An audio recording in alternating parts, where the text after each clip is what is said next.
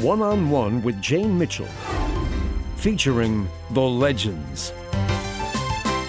Tony Gwynn. For 20 years in a Padres uniform, San Diego watched him deliver hit after hit, excel like few others, and be elected into the National Baseball Hall of Fame in 2007. It was a time of great celebration and pride. But in 2010, a diagnosis, cancer, and a hard-fought battle he couldn't win.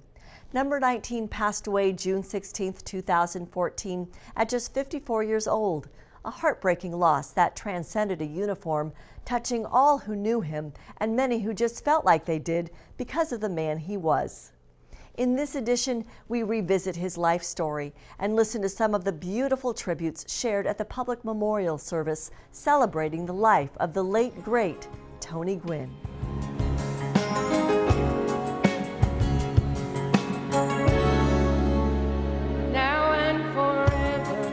The Carole King song, Now and Forever, from the baseball movie A League of Their Own, intertwined with images and emotion, embraces a ballpark of some 20,000 Tony Gwynn fans, heartbroken, all here on June 26, 2014, to mourn his passing and to remember their beloved number 19.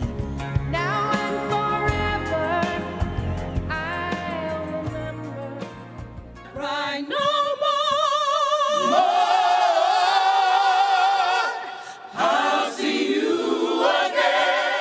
Still more watch as the Padres' beautifully orchestrated summer evening tribute is televised on Fox Sports San Diego, sharing the dimensions of family, friends, teammates, faith, fans, and the game that Tony Gwynn valued so much. 19 doves to the heavens. We will cry together.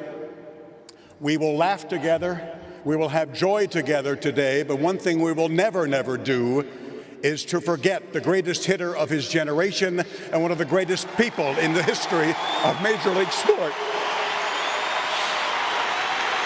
I hear you, Tony.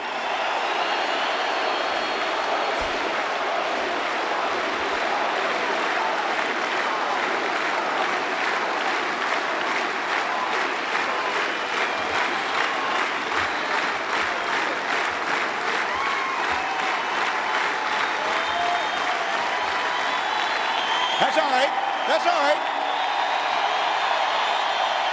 Let him hear it. While it is sometimes said, you don't know what you have until it's gone, in the case of Tony Gwynn, countless knew what they had, perhaps making it all the harder to say goodbye. As for the world of baseball, for generations to come, he will live forever, enshrined as one of the best to have ever played the game. Rewind now to the summer of 2007, when we documented his journey to the Baseball Hall of Fame in Cooperstown, New York. Elegant but not ostentatious, a step inside this shrine is a step back in time. Words etched on the wall remind visitors, in the Hall of Fame gallery are plaques dedicated to baseball's greatest heroes, upon whose shoulders this game has been built. In the grand archway, the first inductees, the class of 1936, includes Ty Cobb, Babe Ruth, and Honus Wagner. Along the walls, bronze plaques with images and words are captivating, like reading a good book. But here, there's a new hero, a new character on every page.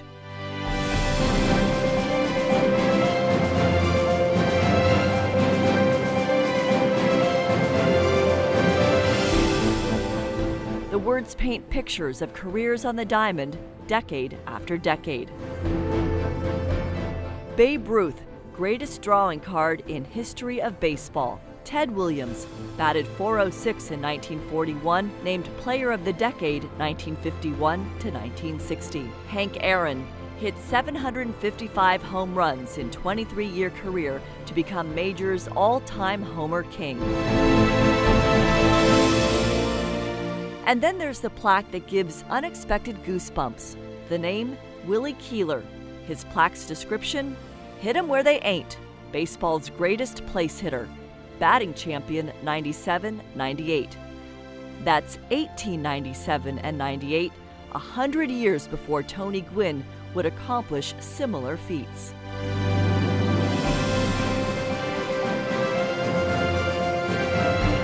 Now, Gwynn joins Keeler and other legends as part of the elite 1% who make it to the majors, who then become brethren in the Hall of Fame.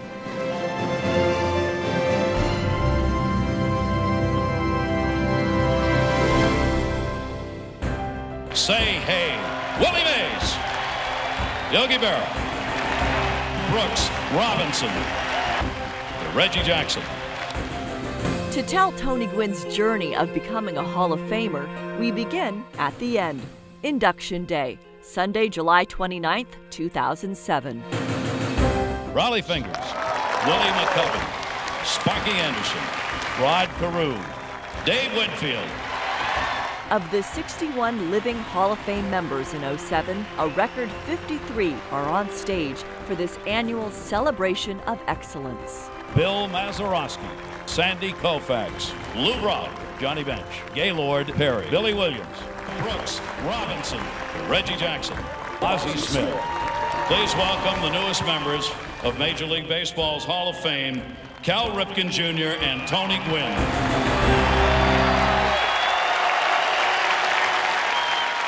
With some 75,000 baseball fans gathered at the outdoor Clark Center site, 25,000 more than the last record crowd in 1999. This is the largest induction ceremony in the history of the Baseball Hall of Fame, and you're part of it. The men behind me are the definition of Hall of Famers. Character, integrity, sportsmanship, and incredible baseball careers. As chairman of the National Baseball Hall of Fame, it's my honor, Tony, to welcome you into our Hall of Fame family.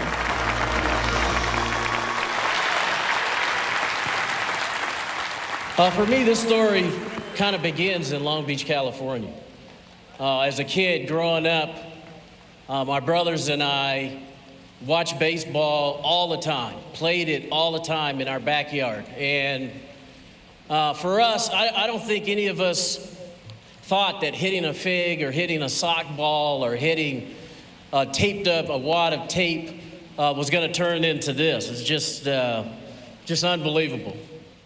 Tony Gwynn had been to Cooperstown twice before, as a player in 1997 for an exhibition game and tour of the museum. We had nice jackets back then. And in May of '07 as an electee for an orientation. All those kids walking around with their bills flat, we used to give them a hard time, like Lou Gehrig's bill flat as a pancake. But this time, this sultry summer weekend would be the ultimate visit for him. I played for one team, I played in one town. I told the people of San Diego when I left to come to Cooperstown, they were going to be standing up here with me. So I hope they're just as nervous as I am, because this is a tremendous honor to be here today. Here, where the flagpole's the center of town, rivals become friends, legends are forever, and all baseball fans are welcome. And this year, they pay homage to Padre Tony Gwynn. Yes, we're waiting 5 years to be here. I'm getting these goosebumps. And Oriole great Cal Ripken Jr. I was born in Baltimore and spent a majority of my life in San Diego since '71, so I get the best of both worlds. I'm happy. So I was listening to the other Hall of Famers on the bus that they couldn't remember a time seeing this many people. So for us four guys to come here for the first time on induction weekend and see so many people here, we cannot begin to say thank you enough, so thank you. More of Tony Gwynn's induction speech later, but first, the career, circumstances, and phone call inviting him to the Hall of Fame.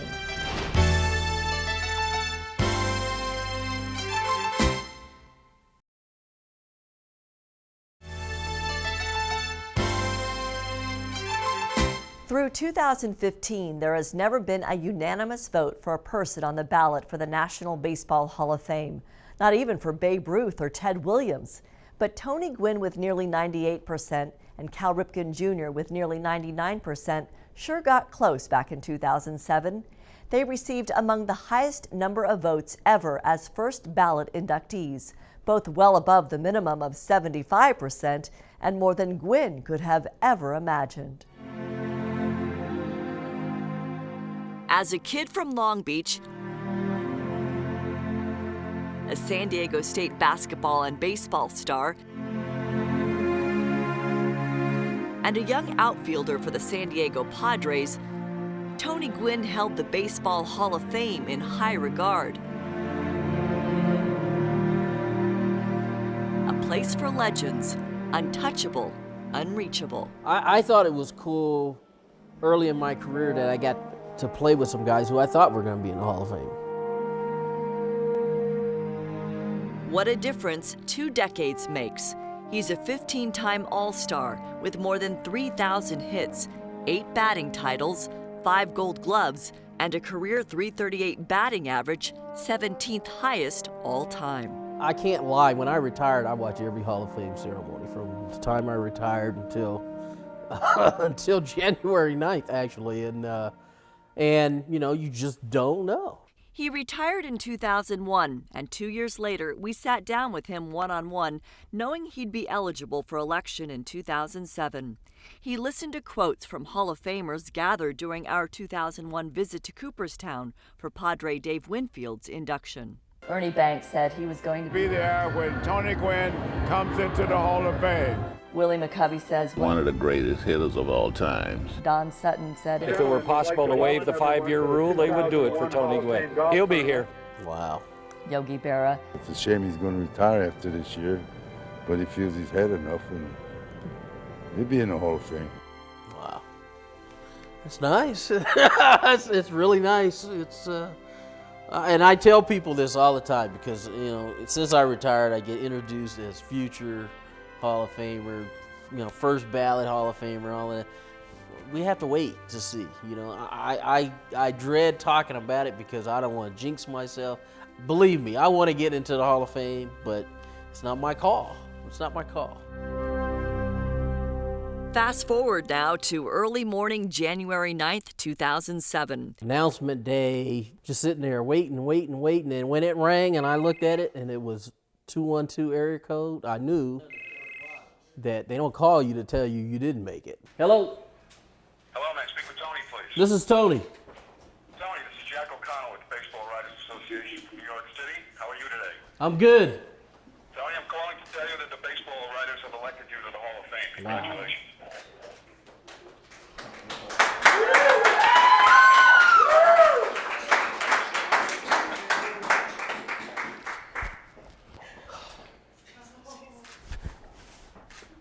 Tony, are you still with me? Yeah, I'm here. I'll give you a minute if you need it. Yeah, give me a minute. I understand you're feeling now. Being called a Hall of Famer is just truly more than I ever could have imagined. So, and I love you guys too. His late father imagined it. Charles long believed in his son's talent and potential, and by late 1993, while struggling with heart disease, he told Tony he should leave the Padres for bigger opportunities. We argued about it, and I just told him, I said, Dad, this is where I'm supposed to be. You know, and he's like, man, don't you get tired of losing? Don't you want a chance to win a world championship? And I said, yeah, but it's not going to mean as much unless I do it here, you know. And so he was upset that day, and I thought about it. It was a Friday, so I thought about it that weekend, and was going to call him back, and you know, again try to explain to him the virtues of, you know, playing in one city and stuff, and we lost him that Saturday.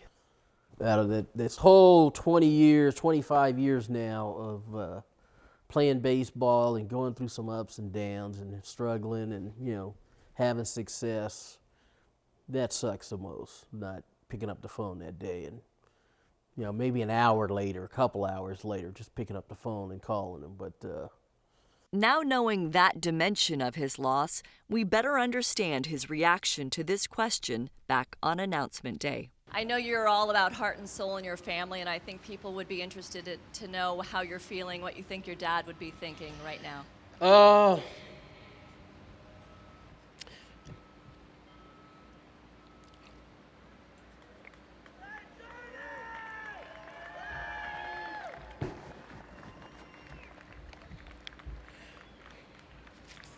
I think he'd be pretty proud today.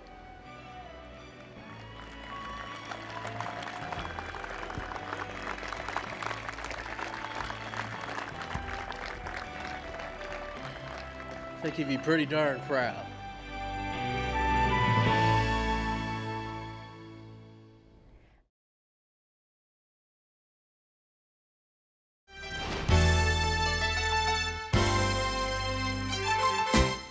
Tony Gwynn is honored here at San Diego's Breitbart Hall of Fame, class of 2002, recognized for his outstanding contributions to sports and the community.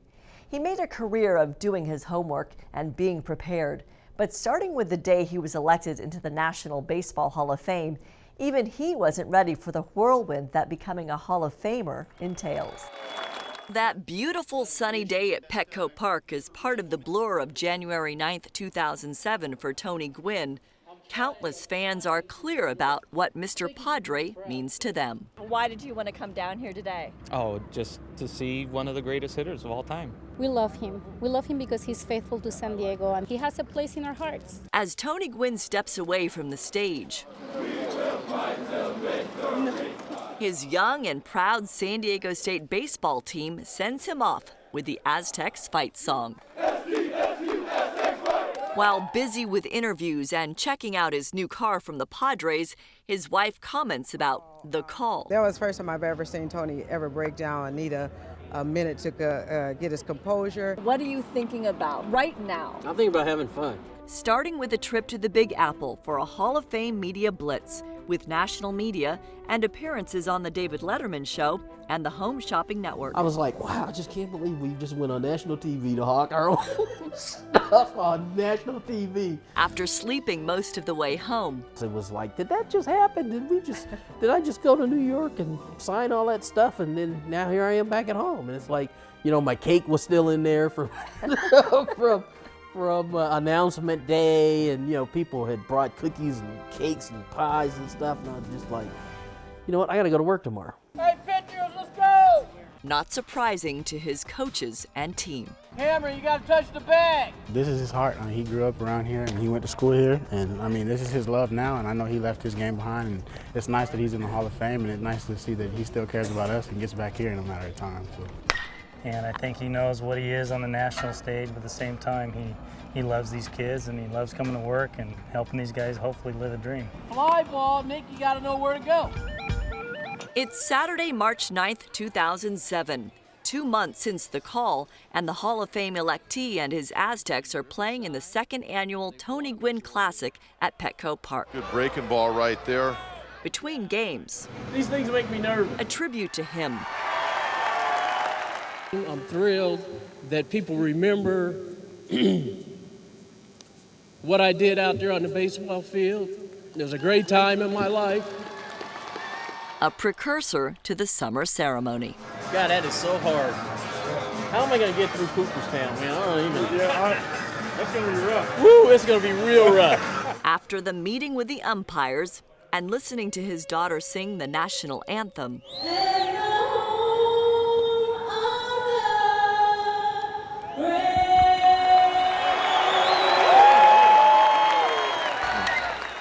Coach Gwynn has a job to do. Green to first, and on Tony Gwynn's night, his players come up big, and they win it for the coach. Still, the induction speech is a daunting task. We'll get it done. We'll get it done. You'll deliver. I hope so, because if I don't, I'm going to hear about it. Trust me, I'm going to hear about it forever. So, he's preparing. Every day I write down something.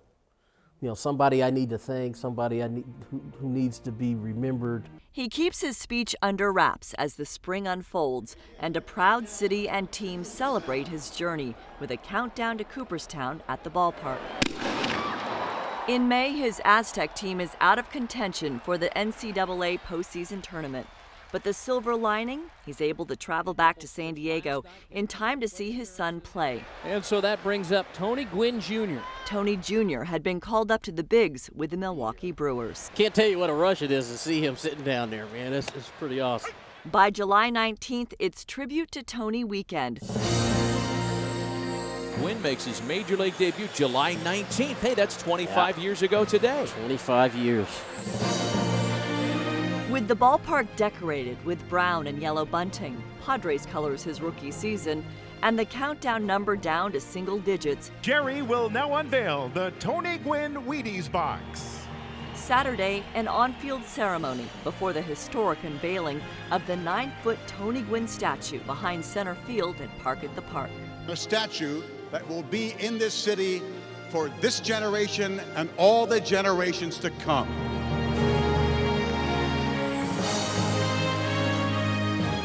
Tony's baseball records are amazing, but he's a lot more than that. To many people, he represents the city of San Diego, and he has represented our city very well. We're lucky, and I mean all of us, San Diegans, Aztecs, Padres, that Tony Gwynn chose to make this city his home 30 years ago. Congratulations, Tony, on your election to the Baseball Hall of Fame. Ladies and gentlemen, Tony Gwynn.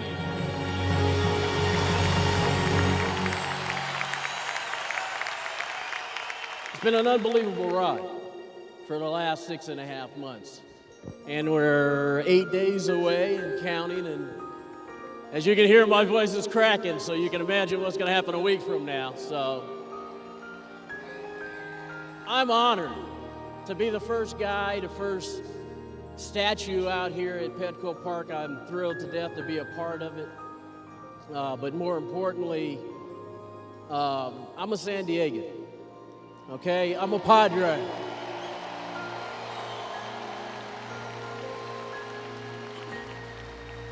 Five, 4, 3, 2, 1.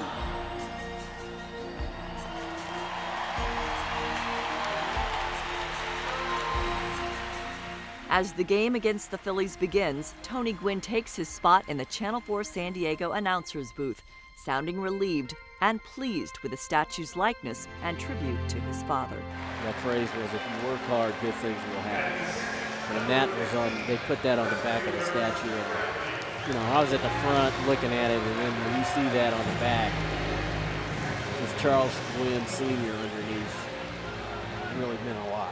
Over the years, the Padres have commemorated significant moments in Gwynn's career, joining the 3,000 hit club, retiring from playing, inducting him into the Padres Hall of Fame, retiring his number now perched atop the batter's eye in center field, and naming a street Tony Gwynn Drive alongside the team's new ballpark, which he helped champion.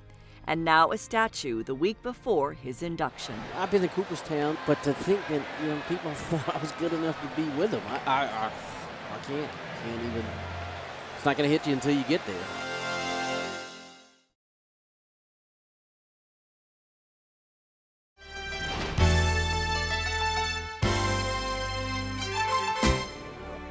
The charming village of Cooperstown swells from 2,000 to more than 100,000. It's sporting a summer sparkle, flowers blooming, the streets a-buzzing with baseball fans from everywhere. And while there are more Ripken fans here, certainly there's a lot of fan support for baseball in eastern part of the United States, but I think Gwynn gets his due as well. Indeed, each day more and more of the Padres contingent arrives. Good things happen to good people, and this is just great for him. Couldn't miss it. I absolutely would not miss it at all. You know, I think that everybody, regardless of what team you root for, respects Tony Gwynn and, you know, the person he is and the way he plays the game.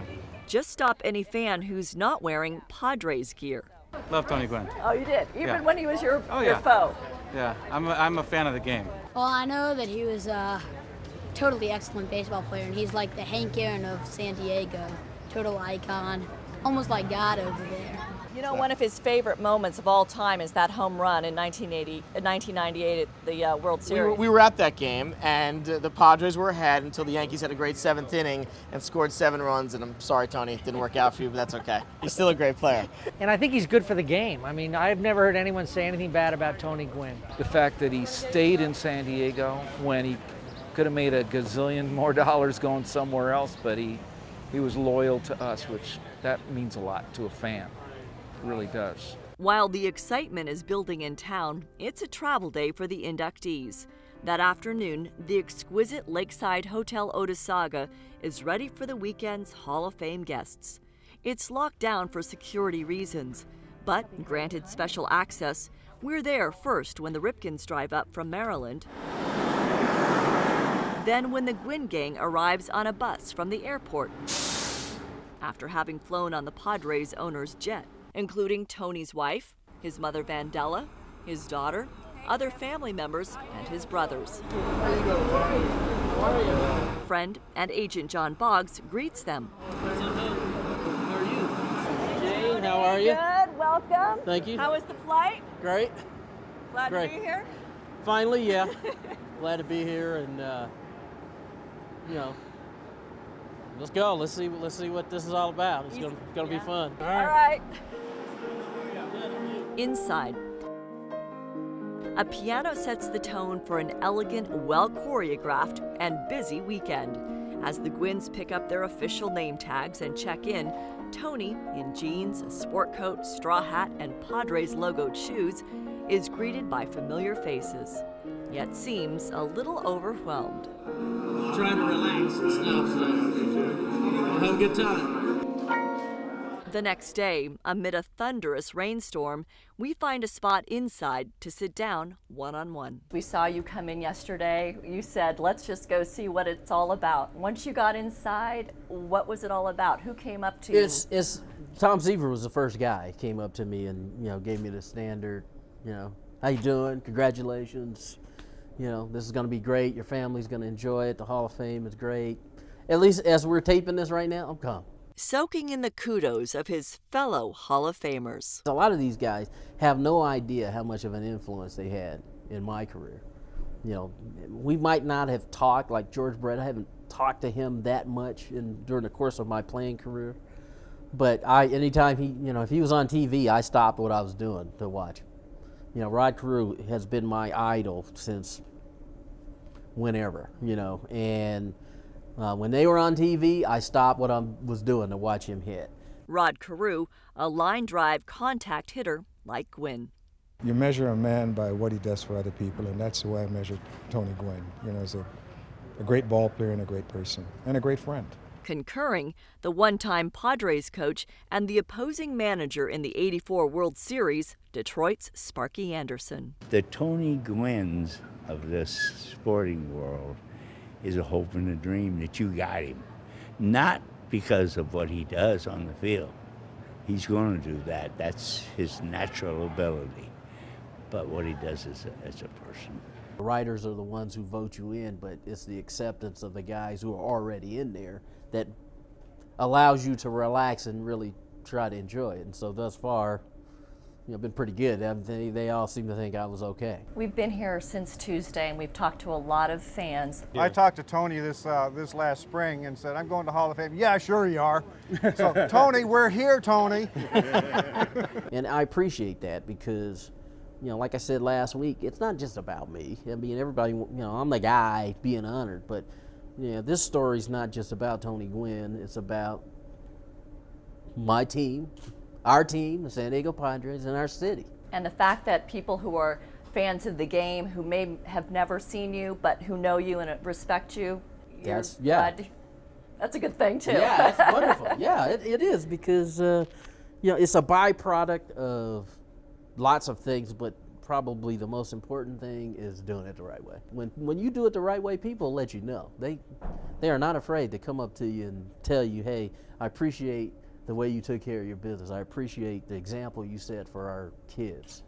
That means more than, whatever 1,300 and whatever number of runs or 3,141 hits. To me, that, having people come up to you and say that means a whole lot more than just the numbers. With that, he tapes a message to the fans who'd be watching Sunday at Petco Park. I hope to let the people on the East Coast know just how good of baseball fans we have in San Diego. So I hope you enjoy today, and I'll see you. Well, I'll see you in a couple of weeks when I get home. Then he's ready for the parties and the golf to begin. And later, he takes his place on the grand stage for Induction Day.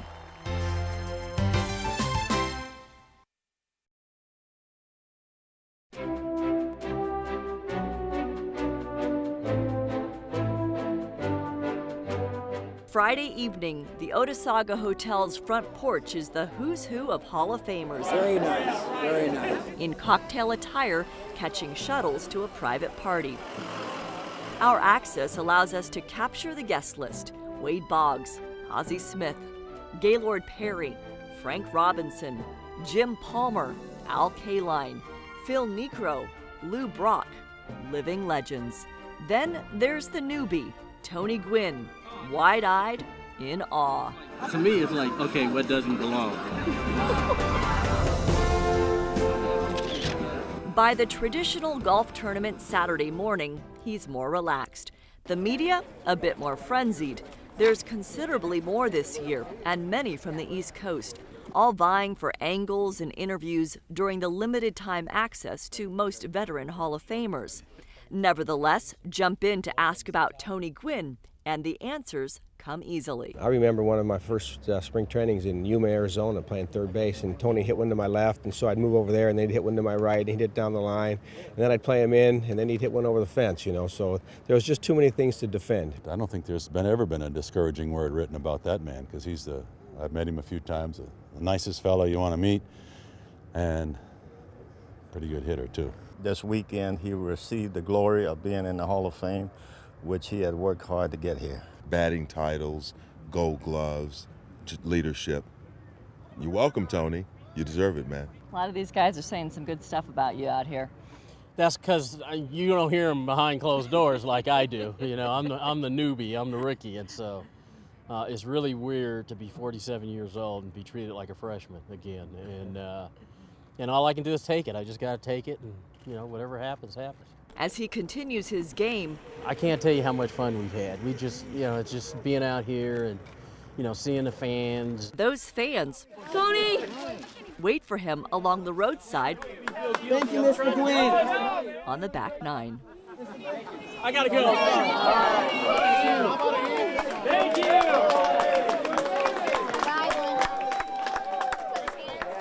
After a day on the links, it's Padres party time. Private afternoon affair for friends and family. Watched him play while I was in the minor leagues, and then was fortunate enough as a GM to see a lot of great years and help us win a lot of championships. To have your first client go into the Hall of Fame, it just doesn't get any better. And he really hasn't changed. I mean, he's the same guy. That's the beauty of it. The character of Tony Gwynn is the most important thing he owns. And that's what I love most about him. Once in a great while, somebody epitomizes a team, a profession, a city, and Tony's done that. I don't buy any of the nonsense that he tells people that he just had to work harder than everybody else. He did work harder than everybody else, but he still is as good as they get. Tony was there in right field, and I always thought, I can't imagine a game without Tony. So now he's, I guess, where he should be. He's not going to be in right field. He should be in the Hall of Fame.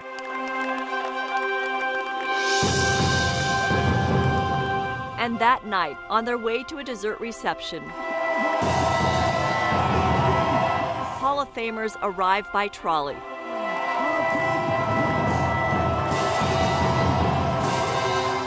To cheering fans and clicking cameras.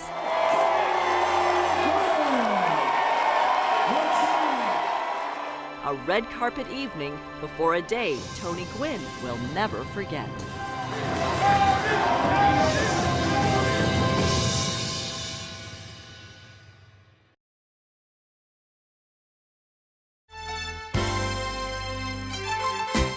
The plaques at the National Baseball Hall of Fame outline a person's career highlights and statistics.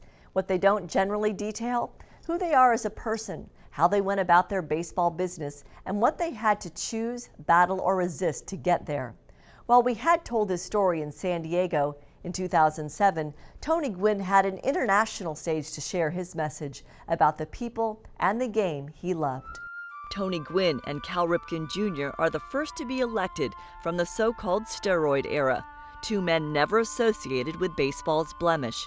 And Gwynn expects that many years down the road, when someone looks at his plaque, they're not going to know whether I was clean or not. And so that's one good reason why we do these one-on-ones, because I can sit here and tell everybody I'm as clean as a guy. all part of his story he shares on Induction Day. The stage is set. Far and wide, fans file in on their blankets and lounge chairs. It's a sea of Oriole orange and Padre gold, brown, orange, and blue, with plenty of signs and sentiments. I was just envisioning Tony's smile and all he did for the city of San Diego, and every bit of it's been absolutely worth. This is a priceless moment right here. You're celebrating just a hometown guy, not just a baseball player.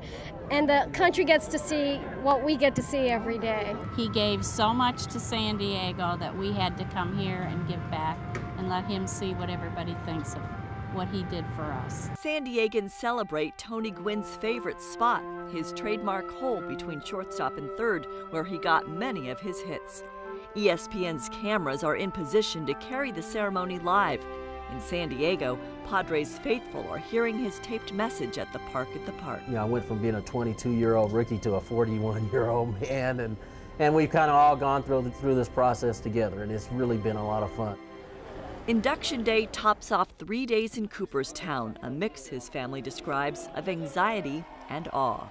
Just seeing the old timers come up to Tony and congratulate them, it's like, wow, you know, you're in that company, but I'm not sure Tony feels like he's in that company because he's saying, yeah, did you hear him say congratulations? Yeah, I heard him, Tony.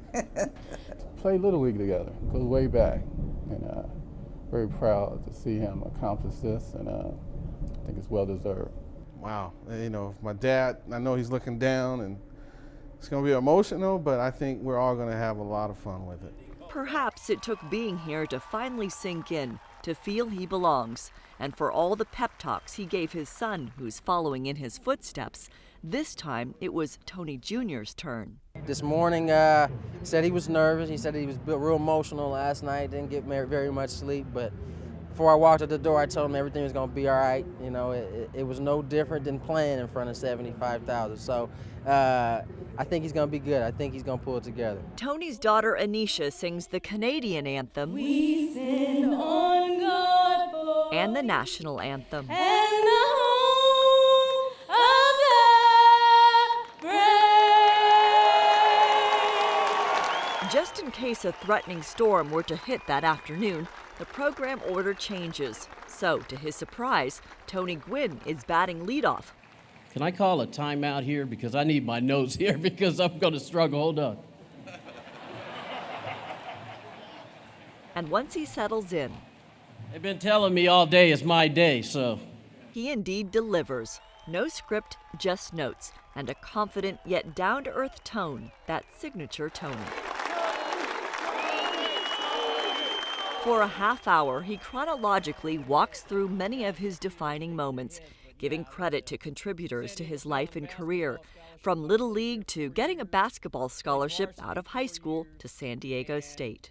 Tim Veazey was my first coach there, and he told me that as a point guard, your job is to make sure that everybody on the floor, all your teammates, are better players. At the same time, the reason why I went to San Diego State was so that I could play baseball also, and I played for a guy there by the name of Jim Dietz. A mentor and friend throughout his career. And he was very much a team kind of guy. The younger players could go to him. Tony Gwynn explains the unusual fact that he'd been drafted by the Padres and Clippers on the same day, and then, upon choosing the Padres, worked his way up quickly from the minors in Walla Walla, Washington. There was a cardinal rule when you got to the big leagues. Keep your eyes and ears open, keep your mouth shut. And I did that a lot. I kept my mouth shut, and I laughed a lot because laughter, I learned later on would be that thing that would disarm people. This speech is a long way from one of his first television interviews, the night he logged his first major league hit. Standing at second, and then Pete Rose comes up to me and shakes my hand and says, "You're trying to catch me after one night." Known as the pioneer for using video in baseball, he says it all started June of '83 when he was struggling at the plate and on the road. And I called home and I asked my wife, I said, honey, do you think you could hit the record button for me? I would not be standing here today without video. And again, my wife hit the button, and all of a sudden it just opened up a new avenue for me, because I learned at this level it's about knowing what you do when you get in that batter's box. It's about knowing how they're going to pitch you, how they're going to play you, how they're going to attack you, and you having a game plan to try to attack them. 1984 was really a good year for us, for the Padres.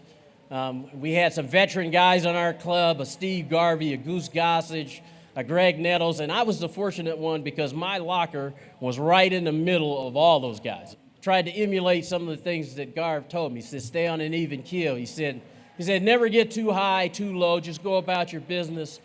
Go about your business the right way. And that's what I tried to do.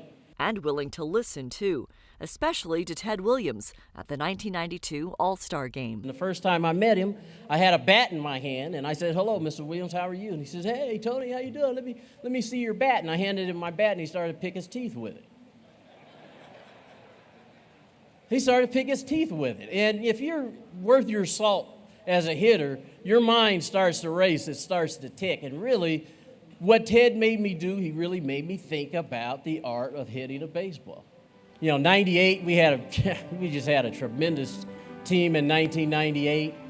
We're lucky enough to get to the World Series. Happened to play the best team maybe in the history of the game in 1998, the Yankees. I never really looked at what I did as being anything special. I mean, I love the game. I think that's why you guys are here today, because you love the game. You have a passion for it. I have a passion for it. I still have a passion for it. I just don't play anymore. His legacy is all that, and ironically includes encouraging people to not make a choice he made, using smokeless or chewing tobacco. While not medically confirmed, Tony Gwynn pointed to his long use of that as the cause of his oral cancer, requiring difficult treatment and disfiguring surgeries. In 2014, the Professional Baseball Athletic Trainers Society asked him to participate in a film on the subject. Too weak and too difficult to understand, he offered these words, quote, if you aren't using spit tobacco, please don't start. And if you are using, try to quit. If not for yourself, then do it for the people you love. One of his last projects was to make a public service announcement that will be used to educate major league players and young players across America. Tony Gwynn loved his Aztec kids, as he called them, coaching there for 12 years. At the 2015 season opener, SDSU retired his coach's jersey, number 19, with a new tradition. One player who meets Tony Gwynn's ideals and values will wear it for one series a year. Chris Gwynn spoke on behalf of the family, guessing what his brother would say. You know, this is great. I'm happy you guys are honoring me. But he would also say, it's time to play ball. And on the one-year anniversary of his passing, in front of his bronze statue, Tony Gwynn's last baseball dream is realized, the announcement of a major annual college baseball tournament in San Diego. This is what Tony talked about all the time after he'd come home from a game, about this baseball classic. And this was one of the ultimate things that he wanted to accomplish. And before he passed, he talked to me about it. And he said, please don't let it die. Keep believing in me, and please carry on. And I promised him that I would. And today we could say that, you know, this is the start of the Tony Gwynn Baseball Classic. So I thank you all, and we thank the city of San Diego for helping us carry on Tony's legacy. The championship format will kick off the college season each year and be co-hosted by the University of San Diego and San Diego State. It's celebrating Tony's legacy of doing things right and bringing the best college baseball programs to San Diego. And to the young players that are here, remember this man. Remember what he stood for. And I hope that you can all walk in Tony Gwynn's footsteps one day. For all he did in San Diego and the tributes that have followed, his induction speech from 2007 is a precious moment in time. Delivered with humility and heart, it allows for reliving, remembering, and rejoicing in the good that is Tony Gwynn. I'm proud as heck to be a San Diego Padre. I played for one team, I played in one town. He's appreciative of the Padres organization and his supportive family, including his mother, who didn't feel well, so stayed at the hotel. So, Mom, I know you're watching on TV. I love you. Thank you for coming. Don't feel bad about not being here. We love you, and I'm glad you can make the trip with us.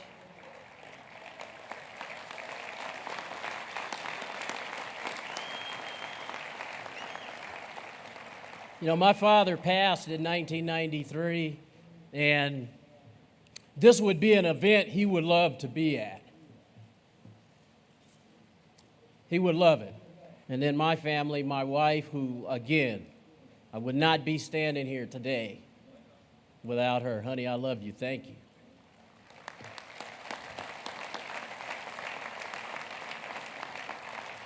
you. My son is here. He made it yesterday. Him and his wife, Elise.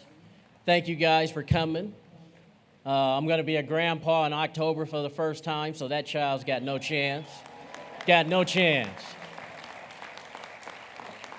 And my daughter, Anisha, who sang the Canadian anthem and the national anthem, you guys, I'm so proud of you guys. I really am. You guys have, your mom did a wonderful job.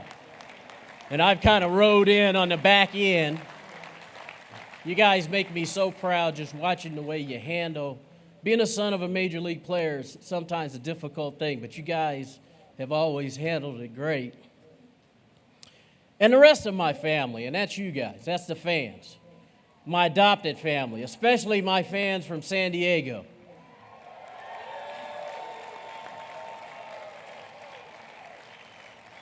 You know, it was 20 years, and we had a blast. I had a blast. I truly enjoyed it. But it wouldn't have been nearly as much fun if you hadn't been as supportive as you were. So I say thank you to all of our fans sitting at Petco Park in the morning. Thank you.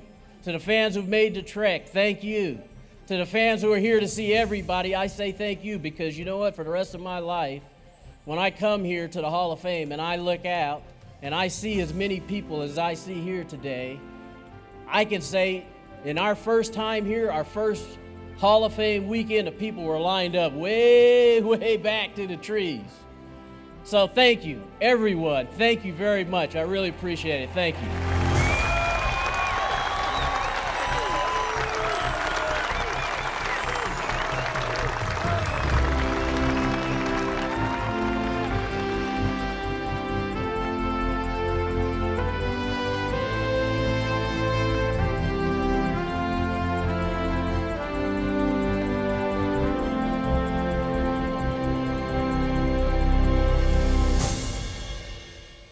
On a personal note, it has been a privilege to be entrusted with Tony Gwynn's story since 1997. The Gwynns always saying yes, inviting our cameras into their home to capture their experiences, to then share with the fans. By that 2007 Hall of Fame year, Tony joked he didn't think anything else would warrant another one-on-one show unless he goes to the moon. He's not on the moon, but it's clear he is in the heavens and in our hearts, with a legacy that's almost beyond words. I'm Jane Mitchell. Thank you for watching One-on-One. We leave you with some indelible memories of Tony Gwynn and a farewell for the ages. Amazing grace. All I want them to say about me is that I played the game the way it was supposed to be played, period.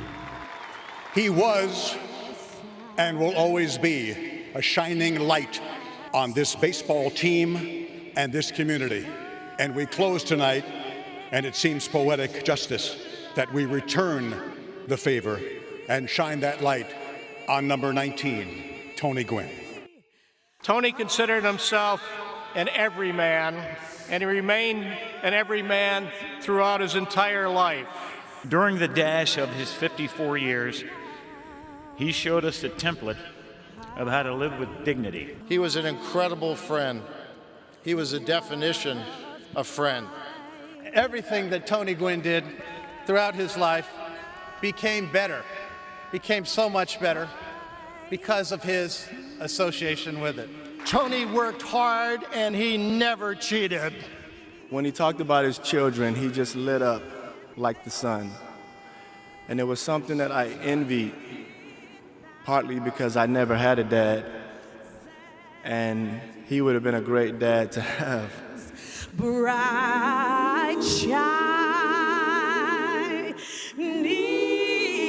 as the sun.